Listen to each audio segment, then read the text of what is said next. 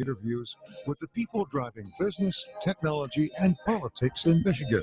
On the fly. Now, your hosts, Matt Roush and Mike Brennan. Hey, it's Matt Roush. And Mike Brennan. And we're back with another edition of the M2Techcast. Yeah, it's always an adventure on Zoom, but we're slowly figuring it out. I kind of like I like the fact that we can all come in and you can see everybody's faces, including the guests, because we were having issues with that in the studio where we couldn't actually. You had to be in the studio. We couldn't bring you in remotely, so I kind of like this. But anyway, we have Tamara Shoemaker back with us again. And Tamara is over at the University of Detroit Mercy, works in their cybersecurity program. I know you have an official title, but you know me and names and titles. I never remember them. So why don't you go ahead and tell us, introduce yourself again and with your title, and we'll be all set. Perfect. So my name is Tamara Shoemaker, and I am the director for the Center for Cybersecurity and Intelligence Studies at the University of Detroit Mercy. Okay. So one of the things that I mentioned to Tamara is that we've been trying to keep the focus on the impact of COVID-19, and that's been the theme now for about 2.5 months.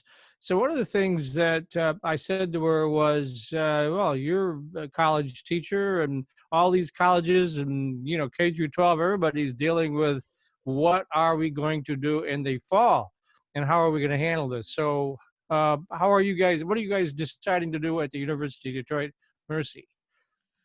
So I'd be remiss if I didn't mention the fact that personally, the degrees that we work in, the cybersecurity degree has been all online for the last 5 years. And so there was no disruption for that.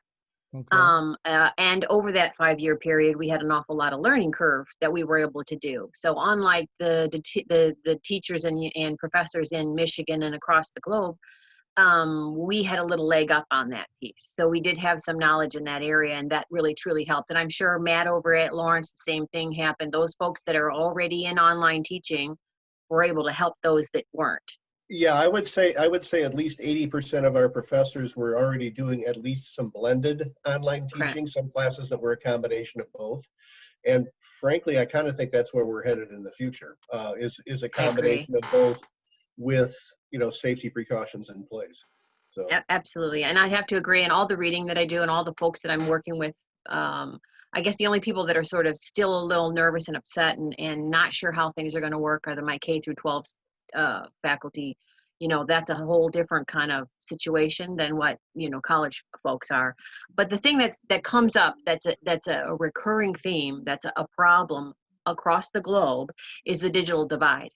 And so in my research, I've looked up, you sort of just think, okay, well, there's a digital divide, and I'm always about diversity, and I'm always about reaching out to that population that's not been enabled, and we really truly need all that diversity in what we're doing in cybersecurity. But what I didn't realize until I did the research was what that divide really is and how big it is. So it's in the research, it says that 57% of the world population is hooked up to the internet. That sounds not so bad, a little bit over half, right? Wow. But then when you look down and you drop down one more level, of that 57%, 51% of them are only online because of their phone. Really? And only through their cell phone. So only 6% are you going in via computers? Right. So that was a major problem. It's been a major problem across the state. It's been a major problem globally for companies. People are having to send out laptops to their workers. People, and in schools, it's been a real hard lift. That's a real hard thing to get past if you're trying to teach a class and the only internet or access they have is a phone. And so that's been a real big, tough thing to overcome. I know that I've been, and I'm on the boards for a couple of the K through 12 schools and stuff across the state. And one of the things that was real cool by the city of Detroit is they just, they put together, so some of the really key businesses down there, Quicken Loans and DTE and a slew of others all came together and paid for pads to be sent to every Detroit public school kid. Right? Yeah, they sent out literally thousands of Chromebooks, right? Yep. That's what I heard. Yeah. Yep. So. and they made it happen immediately. You know, they banded together and they worked really, really hard to make it happen right away before school ended, so that they knew that the kids come fall and summer, when they have to communicate with these kids and all that kind of stuff, that they could go ahead and get geared up. They wouldn't lose any time like we did in the spring. So in the spring, it was real tough, right? There was a huge divide between, and then that's the other piece, is that digital divide is not just with our students. It's also with our professors and teachers, right? So the ones that are up and ready and able to go, they didn't have any kind of issues. But the ones that have never planned on being an online teacher and you know, have always done it a certain way, now suddenly are facing that they have to go through their entire you know, their entire courseware and figure out how they're going to deliver it virtually. And like you said, Right. Matt, I totally agree that I think that this is going to be going forward. We're going to have to evolve and adapt to this, because it's just the world is changing. It has been changing. There's been a few holdouts, right, that have been trying to sort of hold on to that way of doing things. And to be honest, we all miss each other, right? We, you know, being around each other and having a conversation together in person is different than having a conversation on Zoom. You know, it has its goods and good parts and its bad parts, but there are some pieces of the learning piece that are going to be more difficult. Hands-on things, where you have to actually be physically doing something, is going to be hard. Attention spans are going to be completely different, right? So a person who is normally used to standing in front of a person from 1 to 3 hours and delivering a lecture, that's not going to happen online. You know, half your class is going to be off having a beer while you're lecturing, right? But thankfully, the tools are out there, right? So, and everyone has access, you know, the educators have access to these really great tools, which are mostly been underutilized until now. But they're going to have to rethink things. They're going to have to go through their courseware, rethink how things are going to be delivered. I'm doing that right now with the Cyber Patriot program with our summer camps, right? So normally we have 4 hours with them. We spend a lot of time with hands-on stuff. We spend a lot of time having breaks, you know, and coming back and all that kind of stuff to keep kids motivated. But we're not going to do that we have to be able to do that online, right? So we have to condense the time that we're going to spend, and we have to make sure we have good bang for the buck when we do. So if we're going to be giving a lesson about something, hopefully there are some cool, and there are some really cool videos out there. There are really cool games out there that will hammer that point home, as opposed to them sitting there and doing an assignment with you hanging over their shoulder, making sure they're able to do it, because we can't do it that way anymore. So you're saying gamification could be one way to go at it? Oh, most definitely. It's something that we're going to be plugging into big time at the K through 12 space. I'm working on that space really heavily. We have at the state level, there's a whole new group of folks that have been getting together on cybersecurity and Michigan education, and all that stuff is coming. You know, all those tools and tricks and things that are out there now, we're really going to need to tap into those and use a blended method of delivery for whatever we do going forward. So is there still a digital divide? And if so, how are you folks dealing with it? Because I know we ran into some fairly surprising issues that some of our professors had that maybe live out in the boonies a little bit and didn't Absolutely. have really good high-speed internet.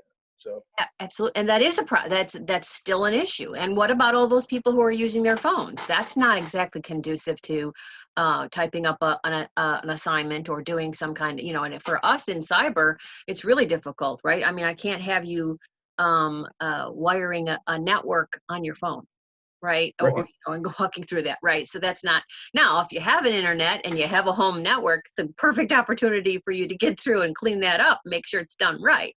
But if you don't, that's still there. That is still going to be a problem we're going to need to deal with. I mean, because I'm dealing with the K through 12 things, I get to be exposed to things that I never knew that I would be. So like, for instance, one of our really huge champions, and we haven't thought about it. So we know that our police and our fire and emergency and our medical folks and all those folks have all stepped up. But do you know that the bus drivers were still delivering food to those kids that were, you know, that had issues, that were not that were on school lunch, you know, and that the only meal that they got during the day was the breakfast and lunch that was served by the schools?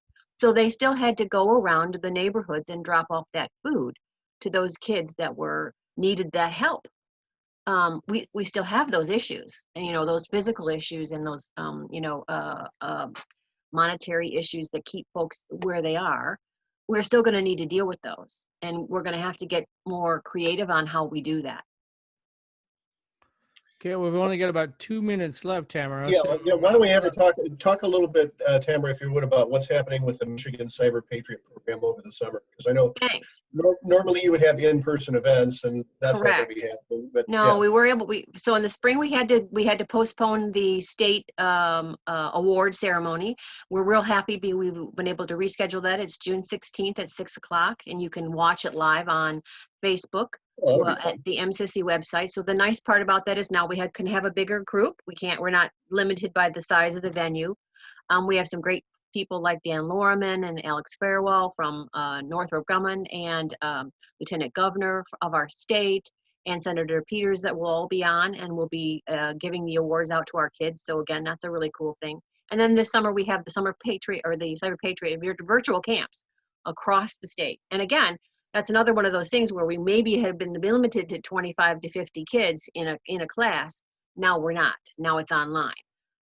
It'll all be modified so that folks, everyone can participate. There may be some things that have to be done a little bit differently than would have been in person, but we're really happy that we're still able to do it. okay, and we're right at the end. So quickly, how can they find out more information? So they can go to my website. So it's www.micyberpatriot.com. And that'll all be on there. And as far as even the virtual experience on Facebook on the 16th, you can also follow the link to get to that as well there. Okay. Thank you. Well, thanks very much, Tamara Shoemaker of the Michigan Cyber Patriot program and our friends at U of D Mercy. We'll be right back with another segment of the M2Techcast. For right now, it's Matt Roush. And Mike Brennan. And you're watching MITechnews.tv and PodcastDetroit.com. Lawrence Technological University graduates earn a degree and a higher starting salary. In fact, when it comes to earning potential, the Brookings Institution ranks LTU 5th among U.S. colleges and universities. Be enriched. Be more. At LTU, possible is everything. Oh my God, the Cottonwoods of Lawrence Tech grads are among the highest of any university in America. Plan a campus visit to meet with counselors, faculty, and coaches. Why wait? Find out more at ltu.edu. What do you get at Lawrence Technological University? Everything. Great labs and studios, supportive professors, plus a full campus life, NAIA athletics, and all the software you need to succeed. Be smart. Be more. At LTU, possible is everything. Salaries of Lawrence Tech grads are among the highest of any university in America. Plan a campus visit to meet with counselors, faculty, and coaches. Why wait? Find out more at ltu.edu. Hey, welcome back. It's Matt Roush. And Mike Brennan. And we've got another segment of the M2Techcast for you. Our guests for this segment are David and Andrew Glover. They are co-owners of Windsor-based Harbor Tech. That's how you can tell it's in Windsor, because it's spelled with a U. Yeah, I was going to say, you misspelled your sign there, guys. Come on, you know. So. Maybe it also can give away is the Tim Hortons coffee we're drinking. Oh, well, yeah, that's it. And you got the donuts there too, or not? We had Timbits this morning, yeah. Oh, okay, good. All right, so I connected with you guys through the Canadian consulate. They were on another show, or one of their folks was on another show, and I thought, yes, we should probably find out what's happening across the river. And so what they told me was that you guys immediately answered the call. Well, we should probably explain now. You're more of an engineering consulting company, right? Would that be the best way to describe you? We're a custom machine tool builder, so we build special purpose machinery for all different types of markets, including automotive, heavily into the nuclear, aerospace, and now medical. So we really had the skill sets to be able to kind of reinvent a lot of the equipment needed to bring this PPE manufacturing onshore again.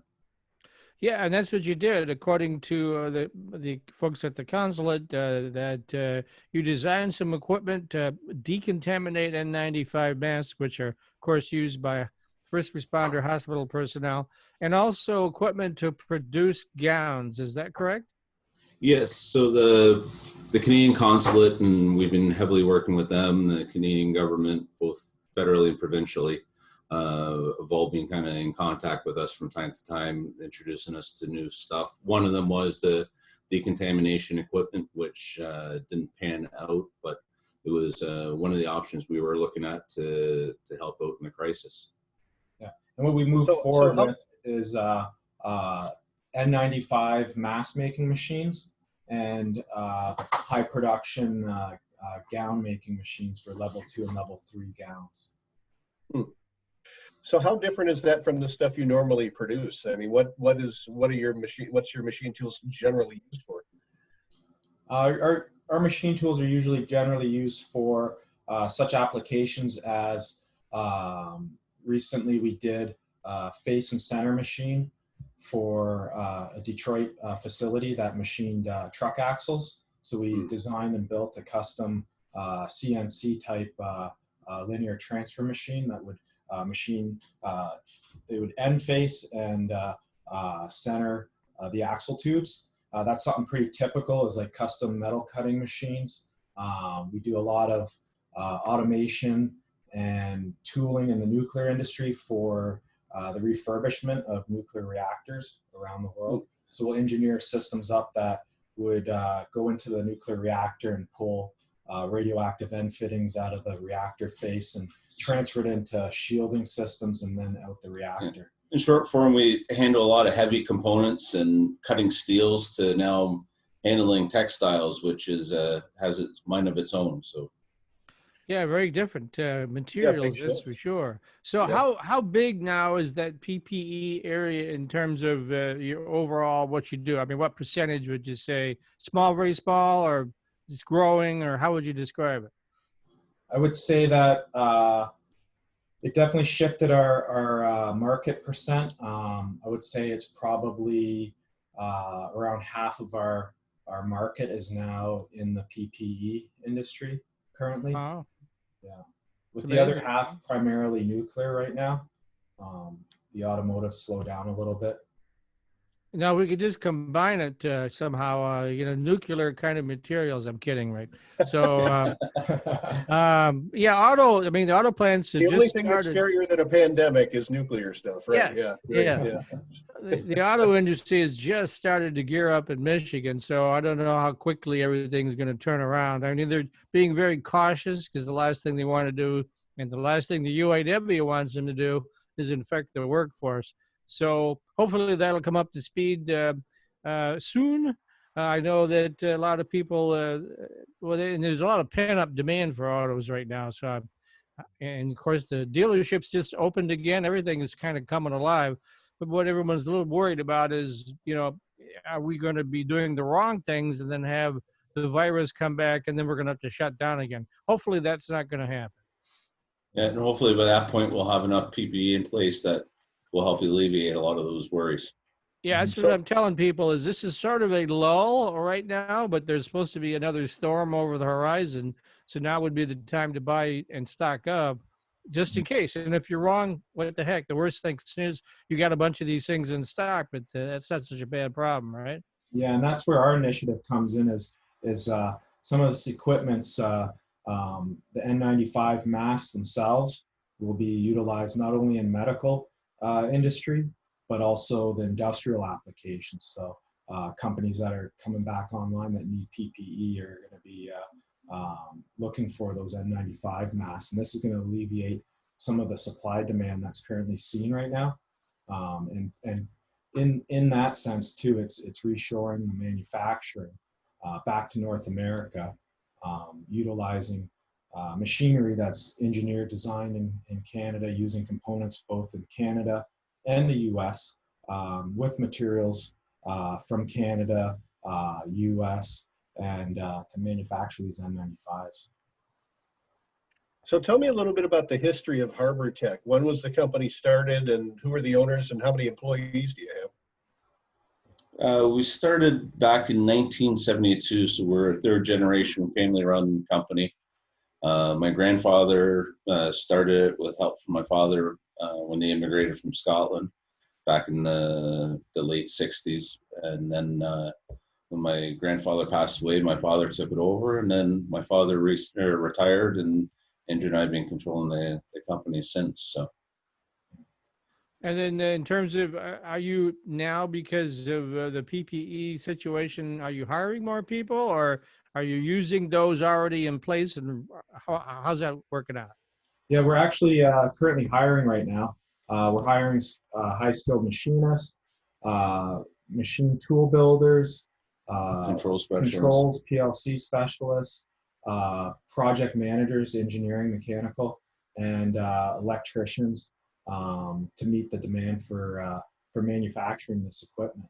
So we're definitely on a hiring path. We're expanding our floor space right now, and then we've got a planned expansion as well for further floor space. So right now we're at about 24 employees, and we're probably going to grow to around 30 plus in the next month or so. And are you finding enough skilled folks in Windsor? Yeah, it's a challenge for high skilled, like the similar issues that we've heard from our customers in the Detroit, Michigan area. The high skilled, for example, CNC machinists. It's always a struggle to find the right machinist with the skill level. But right now, there's a lot of companies that are on layoffs. So we're seeing a good pool of candidates right now that are coming in. So, well, I would imagine you probably had to take some steps in your own facilities for keeping people safe, right? Barriers and masks and that kind of thing. Yeah.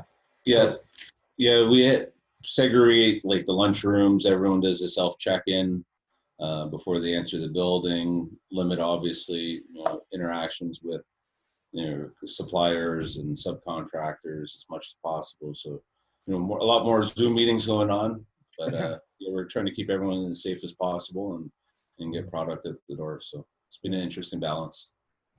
Absolutely. Now, are there any other PPE products you guys are taking a look at getting into?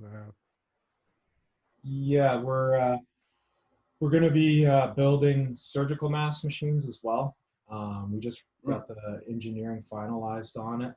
We got a little bit more tweaking left to do, and then we'll be kicking off manufacturing of surgical masks as well.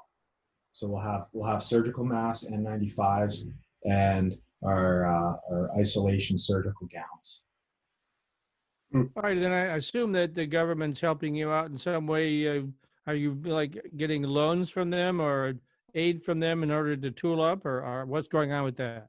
We're getting support from the government, not in a sense of monetary, but in support in approvals and test facilities and that, and fast tracking for the N95s and aligning us with experts in that. We're in constant communication with the provincial government and the federal government in that regards. And actually, we were just on a call earlier this morning with the National Research Council of Canada, the NRC, and they were putting us in contact with some of their key researchers in the field of antiviral and new classes of material for filtration and that. Yeah, the Canadian government's role has been pretty good. They've been helping us out a lot, just like Andrew said, introducing us to key contacts and making sure we have all the resources at our disposal. So, what are the biggest differences you found in moving toward handling more fabrics and not metals? That has to have been a pretty big change. Yeah, it was a new learning curve. We do have David and I also have another company called Thunder Composite Technologies, which does high strength composites and primarily for the automotive and military defense industries. And those types of materials, the processing of them is a little bit similar to the textiles in how we handle like your carbon fiber, fiberglass cloth and rovings.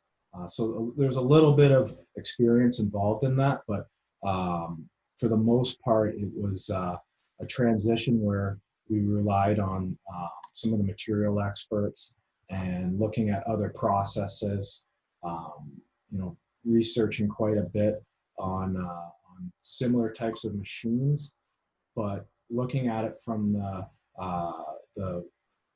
looking at it in the sense of a North American manufacturer, how a North American manufacturer would have that equipment on their floor producing. Because a lot of this equipment's coming from China, and the way that they process their materials and that, and how the machines are set up is there's a lot more hands-on labor. There's a lot more moving parts that aren't protected as far as the safety is concerned and that, and how they stage it from one process to another. There really isn't much automation in between it. So we looked at all those aspects and designed it as we would for if we were to build a piece of equipment for a major tier 1 automotive or for an OEM manufacturer.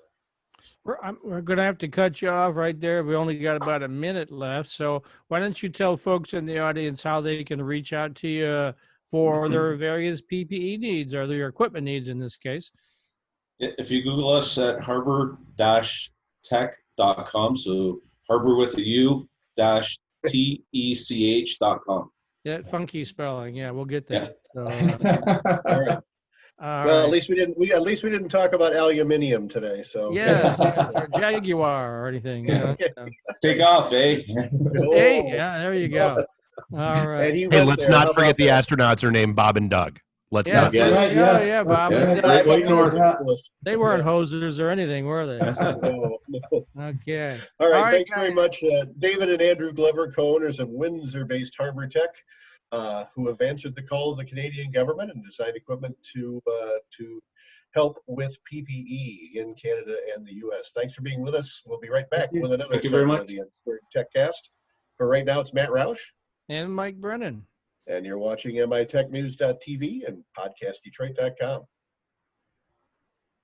Lawrence Technological University is all about opportunities. You learn beyond the campus, doing real-world research for top companies and honing your skills through co-ops and internships. Apply what you learn. Be challenged. Be more. At LTU, possible is everything. Salaries of Lawrence Tech grads are among the highest of any university in America. Plan a campus visit to meet with counselors, faculty, and coaches. Why wait? Find out more at ltu.edu. Lawrence Technological University graduates earn a degree and a higher starting salary. In fact, when it comes to earning potential, the Brookings Institution ranks LTU 5th among U.S. colleges and universities. Be enriched. Be more. At LTU, possible is everything. Salaries of Lawrence Techs are among the highest of any university in America. Plan a campus visit to meet with counselors, faculty, and coaches. Why wait? Find out more at ltu.edu. And we're back. Hey, it's Matt Roush. And Mike Brennan. And you're watching and listening to the M2Techcast, MITechnews.tv, and from our friends at PodcastDetroit.com. David is on the board. He is, yes. We have a guest now, Gene. Is it Perinac? Perinac. Yep. Good to see you again, man. Okay. All right. Yep. And I believe this your second time here or third? I can't. Second time. Yeah. Thanks for having me back. Okay. We didn't scare people off too bad, so here we go. No, not at all. Not at all. Well, we introduced him, back in April, I think, when he was just starting a new. How would you describe it? I guess it's sort of a mix and match networking.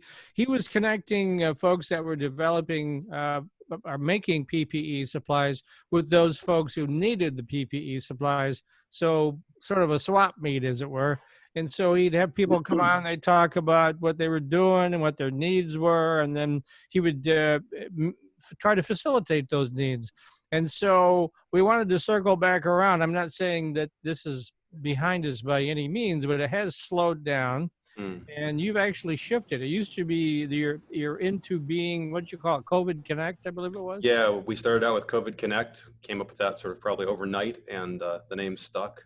But yeah, like you were saying, we're switching it now to MedTech Crossroads, because it turned into this place where people could bump into each other, almost like a water cooler conversation. Hey, I didn't expect to bump into you, but here I am. So hopefully that captures the spirit. I was trying to get my arms around how to describe it, but essentially it was just like you say, hey, this is our needs and who can fill those needs. And I think it worked out fairly well for a lot of people, right?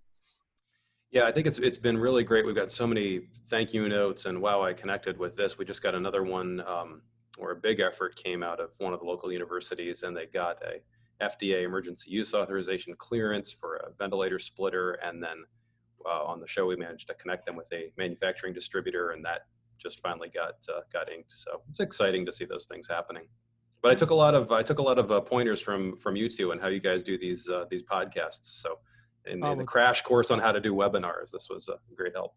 Yeah, well, him and I have been doing this together in studio. The reason that we step on each other in the beginning is normally we're sitting side by side, so you read each other's body language, or I would nudge him or something, and I can't quite do that. He's in Dearborn and I'm in Ann Arbor. It's a long reach, so. Well, yeah, I was going to say that it looks weird. We used to say who was going to talk when. We would point at each other, when we were just on audio, but that looks pretty weird in a video podcast. So, yeah. It's not quite as easy. So you guys did a good job with it in the transition. So. Oh, thank you. So let's talk about the new thrust that you're doing. How is this going to be different from what you were doing before? Well, I think the real heart of it is one and the same. The original goal was just to get people together who needed to connect, and the community did that. We just provided a touch point for it. But the community came together, communicated with each other, sent out emails and stuff like that. The first show we had, I believe it was 230 live call-ins that day, which was just like, that's not our business. We couldn't make that happen. The community made that happen. Our business is developing medical devices and working with the FDA and working with manufacturers and working with startups and academics and investors. So we've always been in a good position to teach people about FDA and teach people about startup things. And so we'll continue to do that. We were doing that very specifically for the FDA emergency use authorizations.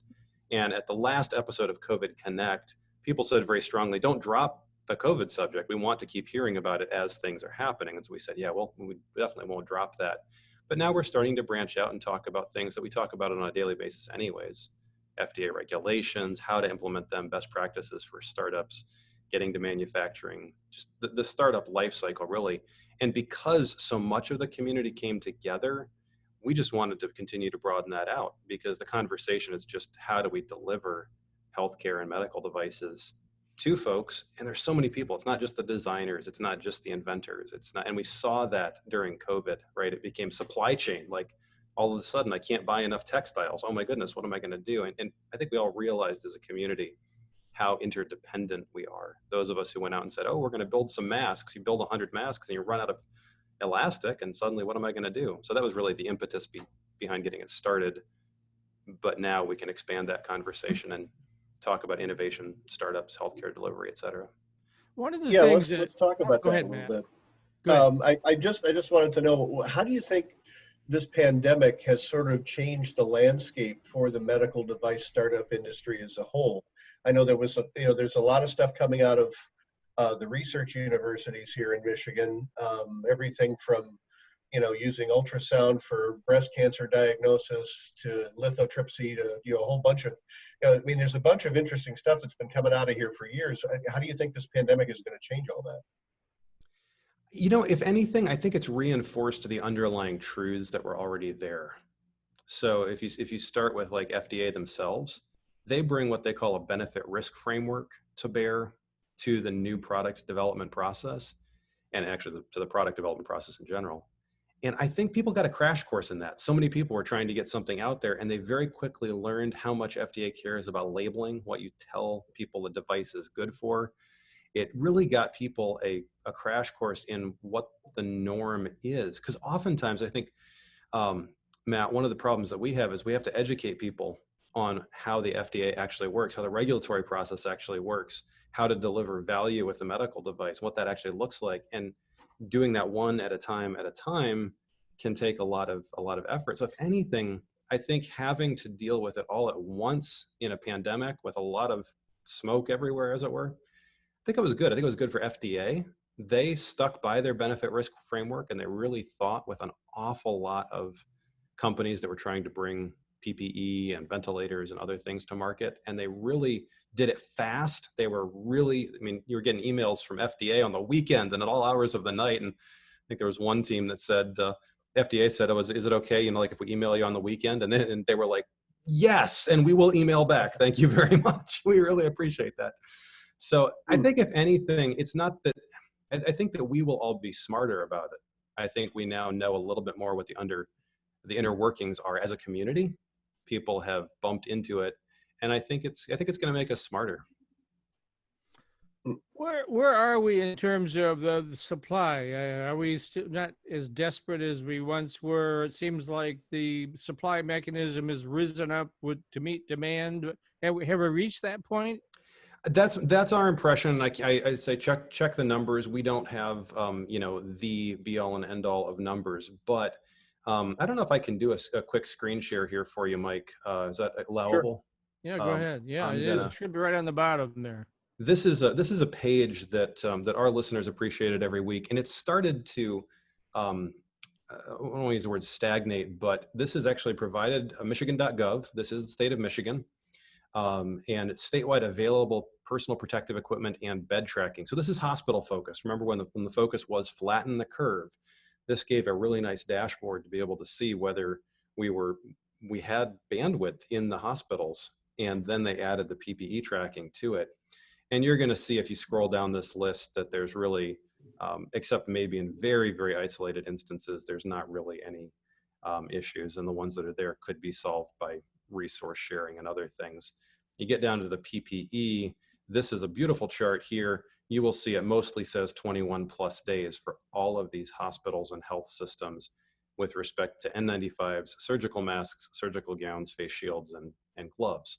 So they actually just went to not even updating this on the weekend. They were updating it on the weekend, but now the data on the page is only updated Monday through Friday. So I think that's settled down. For us, it's turned into, are the businesses getting what they need? And honestly, to date, I'd love to hear if someone has any other information. We haven't heard of any shortages as businesses are trying to ramp up. And in fact, FDA is every week starting to cut off the supply of foreign imported things like N95 masks. They are slowly shutting that valve. So I think if they wouldn't be doing that if they didn't see that there was enough coming in. That would be a lot of the. Go ahead, Matt. Go ahead, Mike. That would be the other thing. Is it seems like a lot of companies are shifting to U.S. and well, we just had the Canadians on shifting to U.S. and Canadian North American suppliers versus Asian suppliers. That was my question. So good job. Oh, well, there you go. Good job, guys. On the same wavelength. Great minds think alike. You know what can I say? Yeah, we've actually, and we've heard from even overseas Asian suppliers who say we can do. I mean, obviously, and we've tried to emphasize there's a lot of folks in a lot of places doing good work, and there's a lot of folks in China doing good work, and we've got a lot of people who have good relationships with people in China, and we want to support that and praise that. The reality is that there was this issue with a lot of the Chinese imported N95s and things like that, such that the U.S. had to sort of say, we basically don't trust the data we're getting out of China. That's the reality we ran into. So we're seeing even some Asian suppliers, not in China, saying, oh, we can, if that's the way the Chinese market is supplying it, we can do a better job. So we're seeing, yes, people in the US getting into the business very, very quickly, lines up and running in a matter of a couple months, to people even overseas saying, okay, this isn't going to be sole source. It used to be everything was made in China. And I don't think you'll see that in the future. I think people are going to diversify their sourcing. Well, ironically enough, a lot of the stuff was made not just in China, but in Wuhan. So, you know, I mean, you ran into that with a fair amount of the stuff. So, but yeah, reshoring, having a diversity of sources, I guess that's always a good thing in terms of being flexible and able to respond to a crisis. And that's, you know, hopefully what we've learned out of this. Yeah, it is. One of the things that we've often repeated on the show has been that back in 2009, the U.S. government actually spent $500 million on a low-cost ventilator design. And the whole point was, I think this was the swine flu in 2009. I don't know if I have my flus correct again, but they realized the need that there should be some low-cost ventilators. Now we know with COVID that maybe invasive ventilation is not the best thing for those patients. But when we thought that those were in need, it came out that the government had spent $500 million on a ventilator design. And unfortunately, the commercial company that took over that effort didn't see it as a profit center and shut that effort down.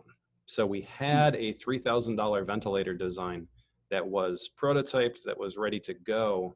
And we forgot about that as a society. And again, not naming names, not blaming anybody, but we do have to be careful we don't do that again, right? It's not all about the bottom dollar. It's about readiness and preparedness and making that balance. And we can argue about what the right balance is, but we've only got about a minute left. This is where we allow our guests to do the shameless plug.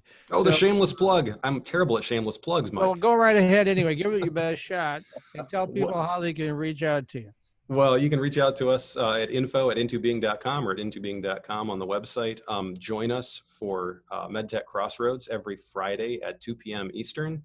If you are at all involved in life sciences, healthcare delivery, medical device development, whether in academia or commercially, please join us. You can register at intobeing.com/medtech-crossroads. And we would love to have you. I'm just curious, would you let a business journalist sit in on one of these things? I think it might be really fascinating for someone. We would love to have you. I know Mike has been on a few of them. So yeah, we would love to have you. All right, sounds good. All right. Well, thanks very much, Gene. And I'll check it. I missed the last show on Friday because I missed your message saying you had changed. So, but I'll be sure to check it out this Friday. We'll look forward to maybe even having you both. Thanks for coming on. And again, if you ever have any things that are worth communicating or events you want to let people know about, you're always welcome on that forum. All right. Okay. Thanks very much, Gene. Thanks, guys. All right, we'll be back in just another minute with the final segment of today's M2Techcast. For right now, it's Matt Roush. And Mike Brennan. And you're watching mitechnews.tv at PodcastDetroit.com. As a Lawrence Technological University graduate, you're not only guys. Appreciate it. Worth more. Yes, more. According to PayScale.com, when it comes to graduate, America's top 100. Be invaluable. Be more. Hey, Fred, I'm dropping off. It's good to see you. Everything. Salaries of Lawrence Tech grads are among the highest of any university in America. Plan a campus visit to meet with counselors, faculty, and coaches. I saw your question about find out more at ltu.edu. Lawrence Technological University graduates earn a degree. We're actually live, so hang on a second. In fact, I'll when it talk comes to you to right earning afterwards. potential, the Brookings Institution ranks LTU 5th among U.S. colleges and universities. Be enriched. Be more. At LTU, possible is everything. Salaries of Lawrence Tech grads are among the highest of any university in America. Plan a campus visit to meet with counselors, faculty, and coaches. Why wait? Find out more at ltu.edu.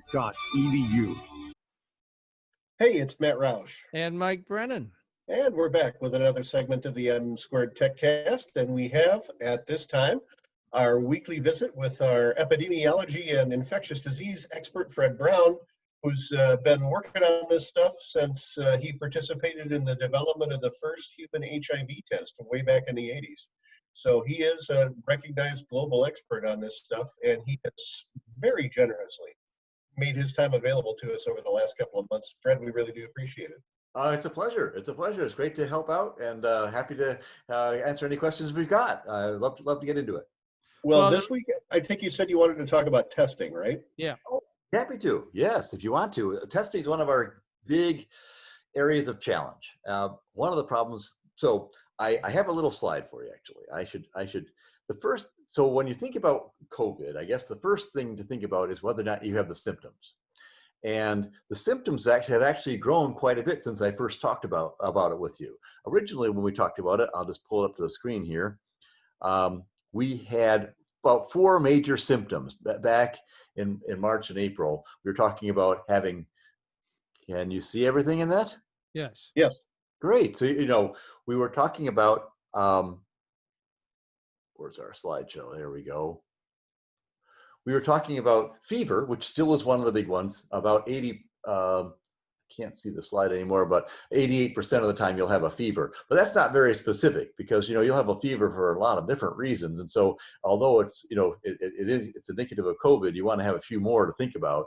And then we also have the dry cough. That's still stated about back in March, we had about 66%. Now it's about 68% of the time you'll have a dry cough with a fever. Those two things together are pretty indicative of something's being up. And then we also had, at that point, we thought we had some cognitive issues. So we thought people who are having a little bit of trouble thinking like they would, we changed that a little bit more toward fatigue. And then, of course, shortness of breath was the big one. If you have shortness of breath, that was a real problematic one, because usually flu doesn't come with shortness of breath, whereas and flu usually comes with a wet cough, not a dry cough.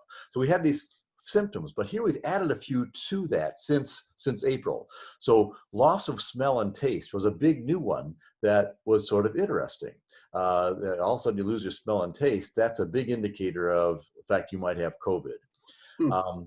And sputum production did turn out, there was a little bit of sputum involved, which we didn't recognize initially. Headache, muscle, joint pains, chills, the typical things you'd get with fever, nausea and vomiting, and some gastrointestinal issues have come up now as being part of the overall set of conditions. So one of the problems we're having is that we're not showing that there's at least a 20% chance you're going to be asymptomatic if you have the disease. And if you're asymptomatic, it means you don't have any of these symptoms, or you don't have them in enough vigor that you decide to go to the doctor and get tested. And then, of course, you walk around and infect a lot. You can infect a lot of people.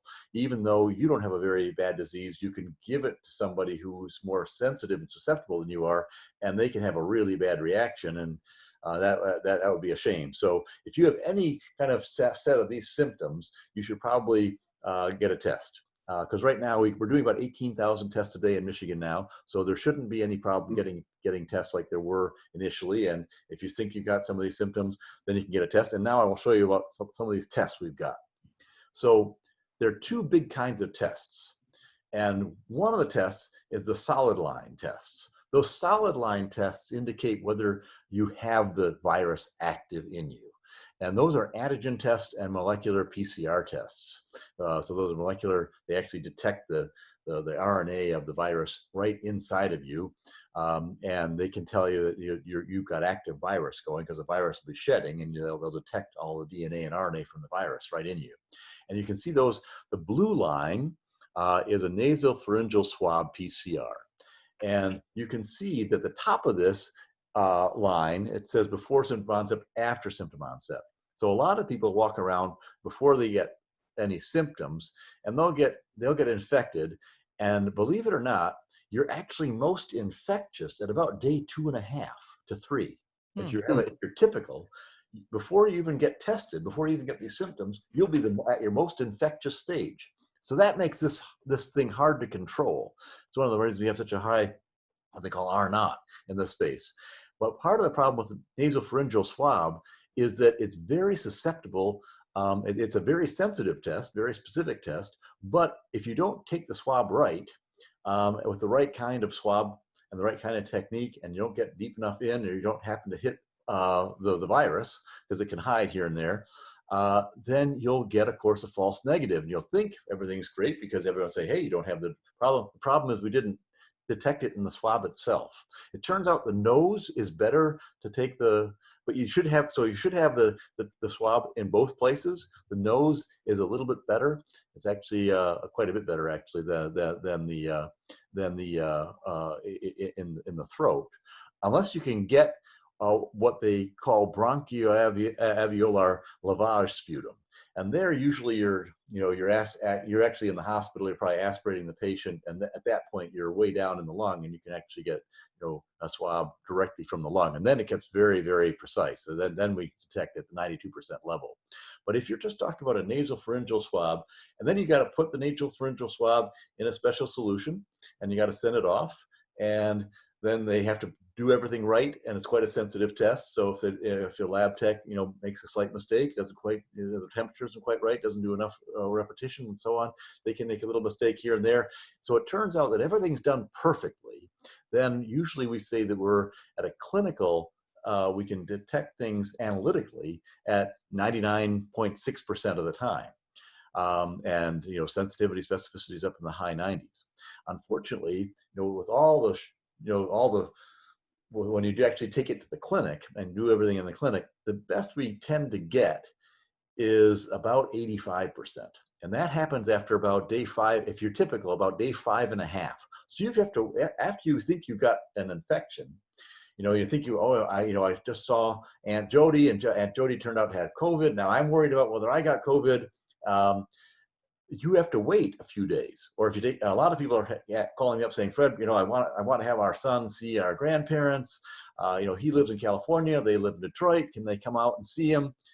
And I said, well, that's great. They said, but we're worried that they're going to get caught in the air. They're going to catch something in the airplane.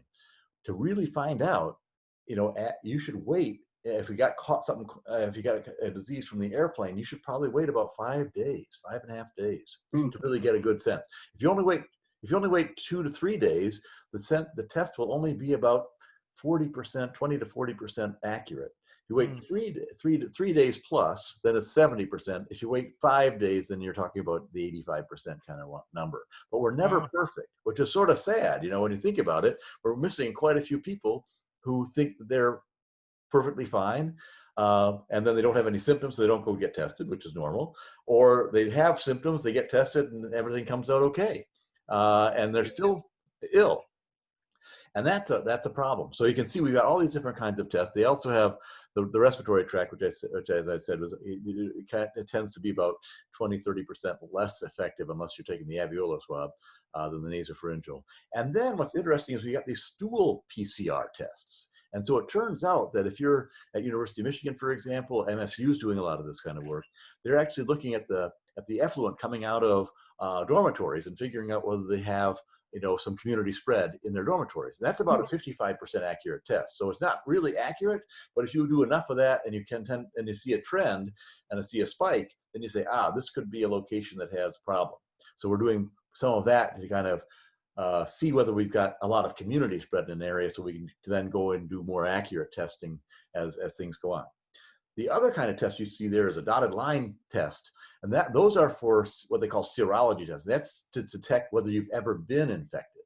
So if you are worried about you have an active disease, you want to get the PCR, the antigen testing, and the best tests are from Roche, Cepheid, and Sherlock. Well, Sherlock and Mammoth and GSK are going to come out with tests that actually you can do at home. Actually, it's a company called Casper and Mammoth GSK. They're going to come out with tests that you can be able to do at home to find out whether you got things. They'll come up in the next month or two, I think. Now, for serology testing, that just says whether I've got the antibody. So every time, whenever you're attacked by a foreign object, your immunology system, you